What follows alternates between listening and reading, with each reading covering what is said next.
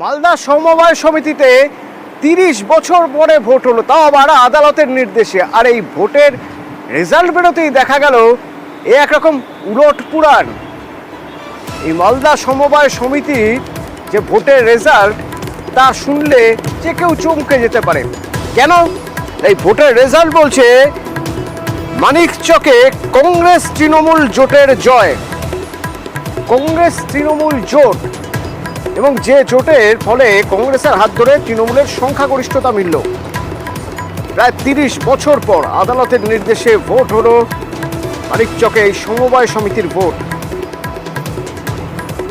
৬টি আসন, সেই ৬টি আসনের মধ্যে ৪টি আসনে তৃণমূল লড়েছিল আর ২টিতে কংগ্রেস। ভোট পেয়েছে সিপিআইএমও। সিপিআইএম ৩৫% ভোট পেয়েছে, যাকে সাফল্য বলে দাবি করছে সিপিআইএম।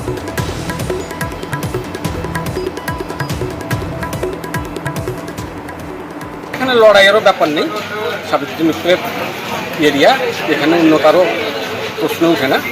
অতএব আমাদেরই সবগুলো জয় হবে, আমরা জোট বলতে কি, এটা তো পার্টির ব্যাপার নয়। তবে আমাদের এখানে সব আলোচনার সাপেক্ষেই হয়েছে, সমঝোতা হয়েছিল, সমঝোতার মাধ্যমে হয়েছে। কোনো কংগ্রেসের হাত ধরার ব্যাপার নেই। আমরা 4টা ক্যান্ডিডেট দিচ্ছি, ওরা 2টো ক্যান্ডিডেট, যেটা পার্টির ব্যাপার নেই। এটা তো পার্টির বা কংগ্রেস বা সিপিএম বা তৃণমূল এসব পার্টির ব্যাপার নেই। তবে আমরা সাপোর্ট করেছি যাদেরকে, ওরাও পক্ষান্তরে সাপোর্ট করেছে হয়তো বাইরে থেকে। এটা পার্টির ব্যাপার নেই, দলের ব্যাপার নেই। প্রায় ২১-২২ লক্ষ টাকা আত্মসাৎ করার কোনো হিসাব নাই, কোনো হদিস নেই।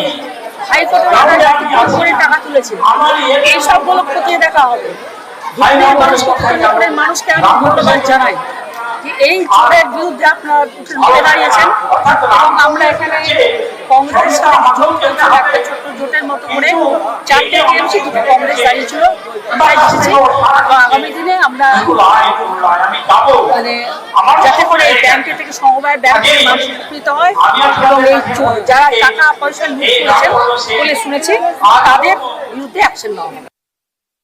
এখানে দীর্ঘদিন ভোট হয় না, এবং কলকাতা হাইকোর্টের নির্দেশে এখানে ভোটটা হচ্ছে।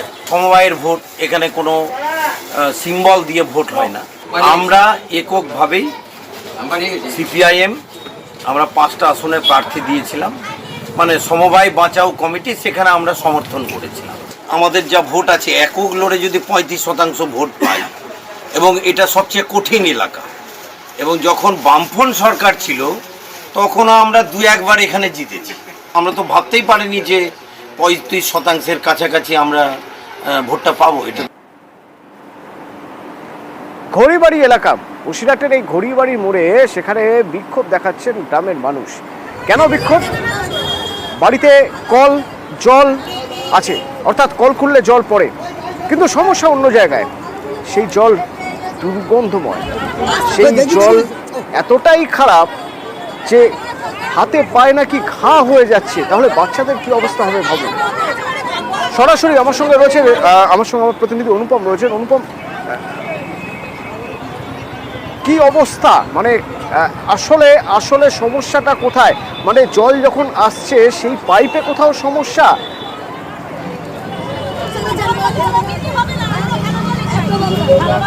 হ্যাঁ দেখো অতনুদা, এই যে সমস্যা, এই সমস্যাটা বসিরহাট পৌর এলাকার বহুদিনের সমস্যা। তার কারণ বসিরহাট পৌর এলাকার 12, 13, 14, 10, 11 এরকম বিভিন্ন ওয়ার্ডে কিন্তু দুর্গন্ধযুক্ত জল আসে, এবং এটা আজকের না, প্রায় বছর খানেকের ওপরে ধরে এরকম জল আসে। মাঝে কিছুদিন একটু ভালো হলেও আবার পুনরায় কিন্তু এই প্রায় 3 থেকে 4 মাস কিন্তু একই রকম দুর্গন্ধযুক্ত জল আসে। এলাকার মানুষ, পৌর এলাকার মানুষ বহুবার পৌর যে কাউন্সিলর এবং পৌর এলাকায় পৌরসভায় কিন্তু বহুবার জানিয়েছে, কিন্তু কোনো রকম সুরাহা মেলেনি। এই জল যখন বেরোয়, জল যখন আসে, সেই জলে এতটাই দুর্গন্ধ যে জল তো ব্যবহার করা যায় না, পরন্তু সেই জল দিয়ে যেই গন্ধ বেরোয় সেটা সারা বাড়িতে গন্ধ হয়ে যায়, এবং সেই জল ব্যবহার করলে গা হাত পায়ে র্যাশ বেরোয়, গা হাত পায়ে ঘা হয়, এরকমই কিন্তু অভিযোগ উঠছে। এবং এলাকার মানুষের কিন্তু বহু দূর থেকে কিন্তু জল এনে ব্যবহার করতে হয়, এবং বহুবার এলাকার যে কাউন্সিলর এবং পৌরসভাকে বলে যখন কাজ হয়নি, এরপর আজকে বাধ্য হয়ে কিন্তু এই এলাকার মানুষ আবার বসিরহাট টাকি এলাকা, বসিরহাটে যে টাকি রোড, সেই টাকি রোডের ঘড়িবাড়ি এলাকায় আজকে আবার রাস্তা অবরোধ করেছে। তাদের মূলত যেটা দাবি যে অবিলম্বে এই জল, পরিশুদ্ধ জল সাপ্লাই করতে হবে এবং পুরসভা কি বলছে অনুভব? এতদিন ধরে তারা এই যন্ত্রণা ভোগ করছেন, পুরসভা কি কিছুই বলছে না?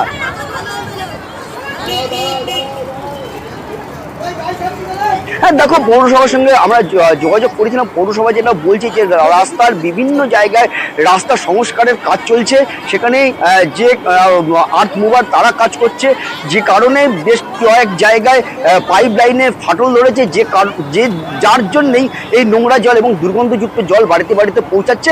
তবে এটা খুব তাড়াতাড়ি এর সুরাহার করার ব্যবস্থা করা হচ্ছে, রিপেয়ার করার ব্যবস্থা করা হচ্ছে। কয়েকদিনের মধ্যেই এই সমস্যার সমাধান হবে বলে কিন্তু পৌরসভা কর্তৃপক্ষ জানিয়েছে। ধন্যবাদ। এই যে আমাদের টবে জলের জন্য স্নান করে গায়ে র্যাশ বেরোচ্ছে, বাচ্চারা অসুস্থ হয়ে পড়ছে, এই জল কোনো কাজে ব্যবহার করা যাচ্ছে না, যার জন্য আমরা রাস্তা অবরোধ করেছি। আমাদের দাবি আমরা ভালো জল চাই। এত পরিমাণে পচা জল, এই জলটা মানে বাথরুমেও ব্যবহার করা যাচ্ছে না। এই অবরোধ যতক্ষণ না কেউ এসে কিছু বলবে ততক্ষণ কাজ না হলে আবার এরপরেও আবার বসা হবে। কোথাও পানীয় জল মিলছেই না, আবার কোথাও পাইপ ফেটে পানীয় জলের রাস্তা জলে জলাকার, জল পেরিয়ে পার হতে হচ্ছে দিনের পর দিন। এই এক সমস্যা মহেশতলায়। আমার সঙ্গে সমীর রয়েছে প্রতিনিধি, সরাসরি কথা বলবো। সমীর, পাইপ সারানো যাচ্ছে না, এতদিন তো হয়ে গেল, এলাকার মানুষ থাকবেন কি করে?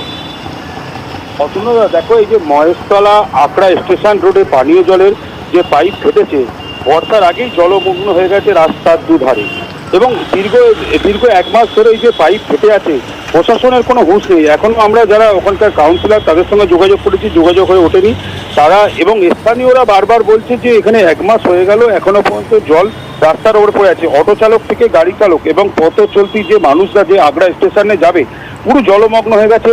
একদম সকালবেলায় এবং বিকালবেলায় যখন এই জল, পানীয় জল ছাড়া হয়, সেই জলেরই যখন পাইপের স্পিডে যখন জল আসে, সেই সময় জলটা পাইপ ফেটে জলটা ওখানে লিকেজ হয়ে আছে, সেইখান থেকে জলটা বেরোতে থাকে।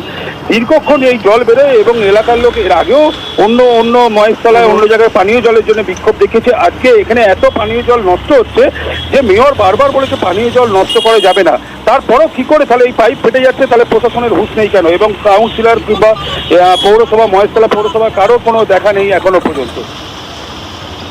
ধন্যবাদ।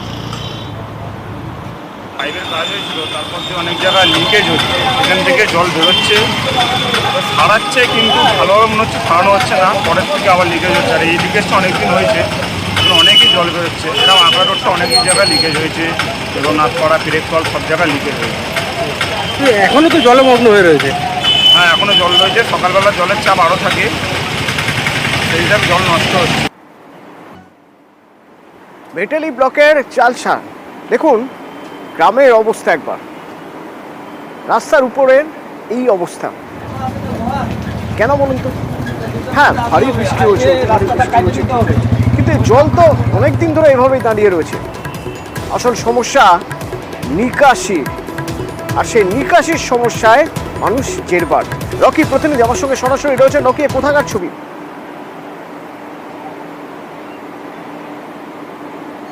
দেখো, এই ঘটনাটি যেটি ঘটেছে সেটা হচ্ছে মেটলি ব্লকের অন্তর্গত বাতাবাড়ি 1 নং গ্রাম পঞ্চায়েতের স্কুলপাড়া এলাকার।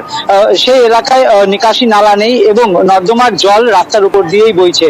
অল্প বৃষ্টিতেই জলমগ্ন হয়ে পড়ে এলাকায়, যার ফলে ভোগান্তির শিকার হতে হচ্ছে সেই এলাকার বাসিন্দাদের। তাদের অভিযোগ, বারবার প্রধান পঞ্চায়েতের দ্বারস্থ হয়েছেন তারা বারবার আবেদন জানিয়েছে সেখানে নিকাশি নালা তৈরি করতে এবং বেহাল যে রাস্তা রয়েছে তা সারাই করতে, কিন্তু বারবার আবেদন করার পরেও প্রধান পঞ্চায়েত সেখানে এসে দেখে গেলেও কোনো কাজ করেনি বলে অভিযোগ। তাই তারা ক্ষোভ উগরে দিয়েছে, কারণ অল্প বৃষ্টিতে সেখানে জল জমে যাচ্ছে আর বর্ষা গোটাটাই বাকি রয়েছে। এলাকার জল জমে গেলে বাড়ির ভেতরে জল ঢুকে যায়, এমনটাই কিন্তু অভিযোগ করেছে এলাকার মানুষ। তারা জানিয়েছে অবিলম্বে যদি এই যে অবস্থা রয়েছে, নিকাশি নালা নেই এবং রাস্তা খারাপ হয়ে রয়েছে, তা সারাই না করলে ভোগান্তির শিকার হতে হবে বর্ষাকালে গোটা এলাকার মানুষকে। অতনু, ধন্যবাদ।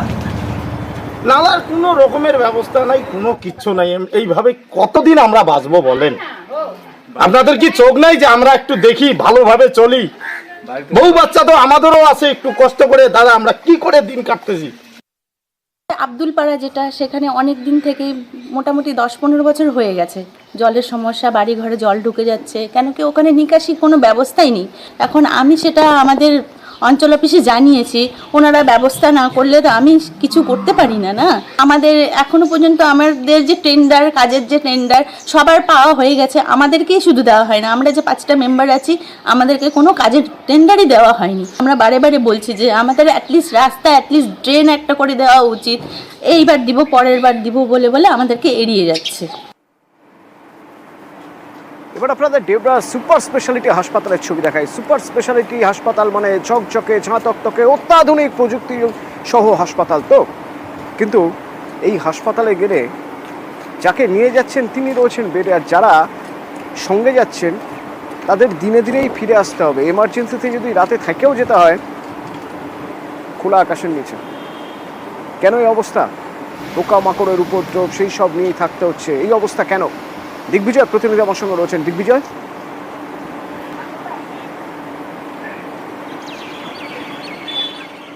দেখো অতনু, এটা একদিনের ঘটনা নয়। শীত, গ্রীষ্ম, বর্ষা প্রত্যেক সময় কিন্তু এইভাবেই খোলা আকাশের নিচে থাকতে হয়। মশারি নেই, মশার উপদ্রব, পোকামাকড়ের উপদ্রব রয়েছে, তারপরে তো ঝড় বৃষ্টি রয়েছে।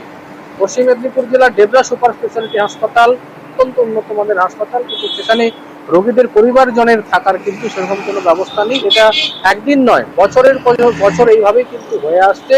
রোগীর সঙ্গে একজন থাকছে, কিন্তু রাত্রেবেলা আপৎকালীন যদি রোগীর পরিবারের কাউকে প্রয়োজন হয়, সেক্ষেত্রে কিন্তু সমস্যায় পড়তে হয় রোগীর পরিজনদের। তার জন্য কিন্তু বাধ্য তাদেরকে হাসপাতাল চত্বরেই খোলা আকাশের নিচে থাকতে হয়। তারা বারবার দাবি তুলেছে হাসপাতাল কর্তৃপক্ষ এবং প্রশাসনের কাছে, সরকারের কাছে, যাতে অন্তত টেম্পোরারিও যদি কোনো শেড, একটু আলো, একটু পাখার ব্যবস্থা করে দেওয়া যায়, তাহলে কিন্তু তারা থাকতে পারে।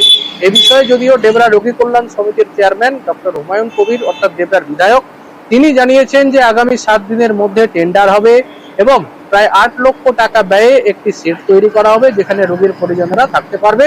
তবে 7 দিনে কি হয়, বা এই যে চেয়ারম্যান বা বিধায়ক কথা দিয়েছেন, সেটা কতটা বাস্তবায়িত হয়, সেদিকে কিন্তু সকলেই তাকিয়ে রয়েছে। অতনু, ধন্যবাদ। আমরা চাইছি যে তুমি একটা বসবাসের জন্য একটা যদি কিছু করে দিতে পারে, তার জন্য। আমরা তো এরকম খোলা আকাশে আছি, হয় হঠাৎ করে বৃষ্টি চলে যেতে আমরা কোথায় যেতে পারবো না, এখানে তো কাটাতে হবে আমাদের। দেখুন, আমরা এখানে রাত জাগছি, আমার পেশেন্ট রয়েছে, সেখানে পেশেন্টের কাছে একদিন থাকতেই হবে। রাত কারণে এই জন্যই যে খোলা আকাশের নিচে রয়েছে, এটা যে সরকারি সুব্যবস্থা যে আমরা পাবো সেটা তো নেই। এবং আমরা অনেকদিন আগেই সিদ্ধান্ত নিয়েছিলাম, আমি বিইউপি ফান্ড থেকে 8 লাখ টাকা স্যাংশন করেছি, যে হসপিটাল ঠিক উল্টো দিকেই হসপিটালের জায়গা আছে, এখানে একটা বড় শেড করা, ওখানে কিছু টয়লেট করা এবং জলের ব্যবস্থা করা, এবং যাতে মানুষ ঘুমোতে পারে, ওখানে মশারি টশারি টাঙিয়ে ঘুমোতে পারে, একটা ওপেন জায়গা, ফ্যান ট্যান দিয়ে এই স্ট্রাকচার করার জন্য আমি কিন্তু অ্যালার্ট করেছি। বিকজ সময় ধরে আমাদের ইলেকশন হওয়ার জন্য টাকাটা আটকে ছিল। আমি শুনেছি যে আগামী 7-10 দিনের মধ্যে তার টেন্ডার হবে। টেন্ডার হয়ে যখন শেড তৈরি হবে, অনেক মানুষ উপকৃত হবে। আর এদিকে পুরুলিয়াতে হাসপাতালে সাপের ভয়। শুধু হাসপাতাল কেন, এই যে হাসপাতাল চত্বর মানে যেখানে স্বাস্থ্যকর্মীরা, নার্স, চিকিৎসক যে আবাসনে থাকেন, সেই আবাসনে পর্যন্ত তারা টিকতে পারছেন না সাপের ভয়। কতটা আতঙ্ক তাদের চোখে মুখে একবার আপনাদের শোনাবো, শুনুন একবার কি বলছেন তারা। মানে ভয় ভয় থাকে? হ্যাঁ, ভয়ে ভয়ে থাকা হয়। কি সাপ দেখতে পান এখানে? বিষধর সাপ নাকি? হ্যাঁ, বিষধর সাপ, তিতির সাপ, এমনি সাদা হালকা ওগুলাকে খরির সাপ বলা হয়। খুব সাবধানে থাকতে হয় নাকি? হ্যাঁ, খুব সাবধানে থাকতে হয়। প্রায় সাপ বেরোচ্ছে? হ্যাঁ, প্রায়ই বেরোয়। আপনারা কিভাবে এখানে কাজ করছেন? ভয় লাগে না? ভয় লাগে, ভয়ে ভয়ে মানে যেটুকু কাজ করে সেটুকু করে বাড়ি চলে যাই। প্রতিনিধি ইন্দ্র আমার সঙ্গে রয়েছেন সরাসরি। ইন্দ্র, সাপ তাড়ানোর উপায় কি? যারা চিকিৎসক তারাই তো অসুস্থ হয়ে পড়বেন, তারাই তো জখম হয়ে পড়বেন সাপের কামড়ে।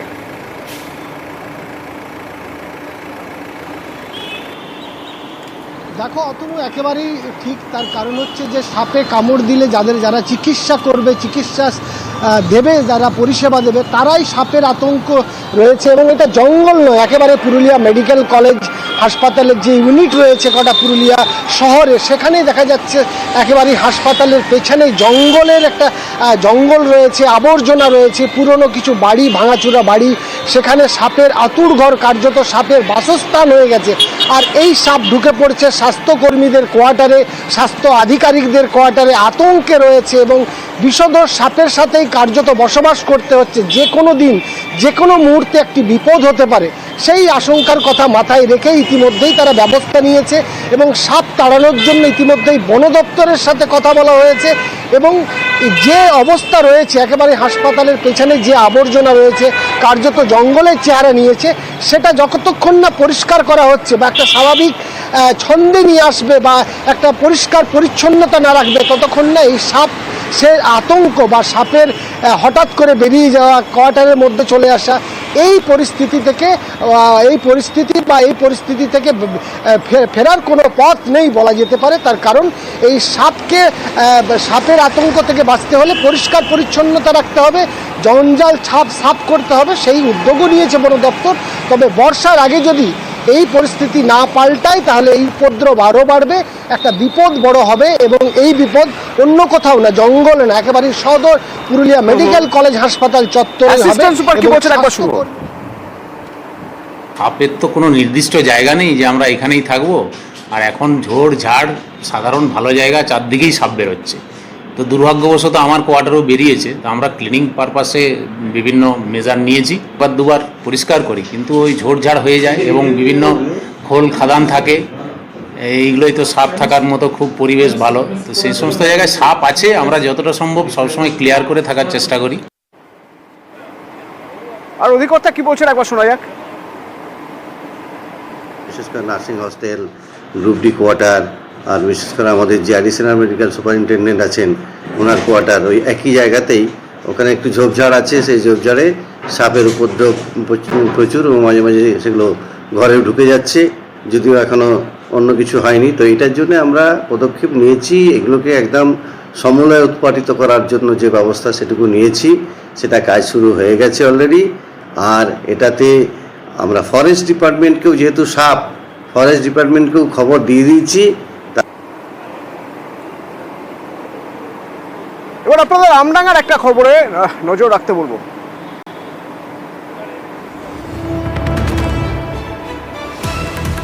এখানে ব্যাংকের লোন পাইয়ে দেওয়ার নামে প্রতারণা হয়েছিল, কিন্তু কিভাবে প্রতারণা হয়, জিয়াউল প্রতিনিধি আমার সঙ্গে রয়েছেন। জিয়াউল, কি ছকে কিভাবে প্রতারণা করা হয়? দেখো, প্রথমে হচ্ছে গরিব মানুষের বিভিন্ন কাজের জন্য এবং তাদের গ্রুপ লোনের মাধ্যমে সে গ্রুপ লোন করিয়ে দেওয়ার নাম করে সেখানে লোন দেওয়া হতো এবং তারপরে সেই অল্প টাকা লোন দিয়ে তাদেরকে বলা হতো যে তোমাদের যে গচ্ছিত টাকা, কষ্টের টাকা, সেটা আস্তে আস্তে জমা করো, পরবর্তীকালে তোমাদের কি কাজে লাগবে। ফলে এইভাবেই প্রায় এলাকার মানুষের কাছ থেকে কয়েক লক্ষ টাকা প্রায় 2 থেকে 3 বছর ধরে গচ্ছিত টাকা থেকে তাদের কাছ থেকে নেওয়া হয়েছে, জমা নেওয়া হয়েছে, পরবর্তীকালে প্রায় ডবল দেওয়া হবে, এই ভাবে তাদেরকে বোঝানো হয়েছিল। পরবর্তীকালে প্রায় 2 থেকে 3 বছর যাদের এই টাকা কিন্তু আর ফেরত দেওয়া হচ্ছিল না, বারংবার তারা বলছিলেন কিন্তু কোনো কর্ণপাত করছিলেন না এবং এই নিয়েই কিন্তু এলাকার মানুষজন এই নিয়ে একটা বিক্ষোভ দেখাচ্ছিলেন। এবং গতকাল যখন তারা আসে ব্যাংকে, অর্থাৎ এই সংস্থার 3 কর্মী তাদেরকে আটকে রেখে বিক্ষোভ দেখায়, যতক্ষণ না পর্যন্ত টাকা ফেরত দেওয়া হবে বা টাকা ফেরত না দিয়ে তাদেরকে আর ছাড়া হবে না। এবং এই কর্মীদের অবশ্য বক্তব্য যে তারা কিছু জানেন না, তারা শুধুমাত্র কর্মচারী, এর সঙ্গে সংস্থার মালিক রয়েছেন, তিনি এই মুহূর্তে এলাকা ছাড়া, তিনি কোথায় রয়েছে তারা জানতেন না এবং জানেন না। ফলে তারা টাকা ফেরতের দাবি নিয়ে এলাকার মানুষ বিক্ষোভ দেখায়, পরবর্তীকালে পুলিশ খবর পেয়ে তাদেরকে উদ্ধার করে নিয়ে আসে। ধন্যবাদ। আমাদের টাকা এরকম ফট করেছে, গুরু করে উনি এখন টাকা নিয়ে পালিয়ে গেছে, এবারে উনি টাকা আনতে এসছে, আমরা আটকে রেখেছি। সুদের দরকার নেই, আমাদের আসল টাকাটা দিয়ে দিলে আমরা ছেড়ে দেবো না, আমরা কোম্পানির নামটাই জানি না, মালক কল্যাণ। হ্যাঁ, পালানোর পরে আমরা বিষয়টা জানাতে এসেছি, আসে ওগুলোকে টাকা দেবেন না, আর যারা যারা ম্যাচুরিটি হয়ে গেছে তাদের সব কিছু নিয়ে, মানে আধার কার্ডটা আমাদেরকে নিয়ে আমাদের ব্রাঞ্চে যোগাযোগ করবে। এখান থেকে এখন বলছে যে কোম্পানি ভুট হয়ে যাবে, এই হয়ে যাবে, সেই হয়ে যাবে, এই করে আমাদেরকে আটকে রেখে দিয়েছে। তাদের দাবি আমরা আর বই চালাবো না, আমাদের যতটুকু জমেছে তাদের টাকাটা আমরা সব তুলে দিতে হবে।